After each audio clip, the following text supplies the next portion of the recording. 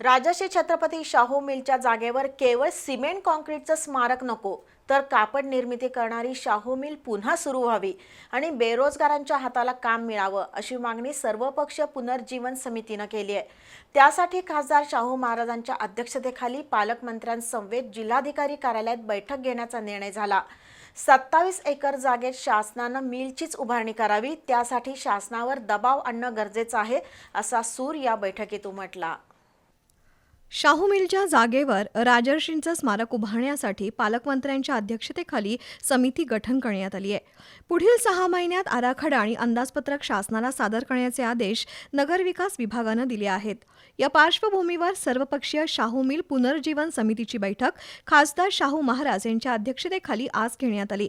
राजर्षींचं स्मारक म्हणून पुन्हा कापड निर्मिती करणारी शाहू मिल सुरू व्हावी, तेच शाहू महाराजांचं खरं स्मारक असेल, अशी भूमिका ॲडव्होकेट बाबा इंदुलकर यांनी मांडली। एकीकडे शासन इतिहास पुसण्याचं काम करत आहे, पण कोल्हापुरातील शाहू मिल पुन्हा सुरू करून रोजगाराच्या संधी मिळाल्या पाहिजेत, अशी मागणी आजच्या बैठकीत करण्यात आली। त्यासाठी खासदार शाहू महाराजांच्या अध्यक्षतेखाली पालकमंत्र्यांनी जिल्हाधिकारी कार्यालयात व्यापक बैठक घ्यावी, असा आग्रह या बैठकीत धरण्यात आला। खासदार शाहू महाराजांच्या अध्यक्षतेखाली जिल्हाधिकाऱ्यांनी शाहू मिलबाबत बैठक घ्यावी, त्यामध्ये मसुदा ठरवून तो मुख्यमंत्र्यांकडे ठेवावा, असं दिलीप देसाई यांनी सुचवलं। शाहू मिलच्या स्मारकाची शासनानं घोषणा केली आहे, पण त्यामध्ये शाहू मिल सुरू करण्याबाबतचा उल्लेख नाही, असं गजानन तोडकर यांनी सांगितलं। शाहू मिलमध्ये कापड उद्योग सुरू करून महिला आणि तरुणांना रोजगार द्यावा, अशी मागणी रुपाली कवाळे यांनी केली।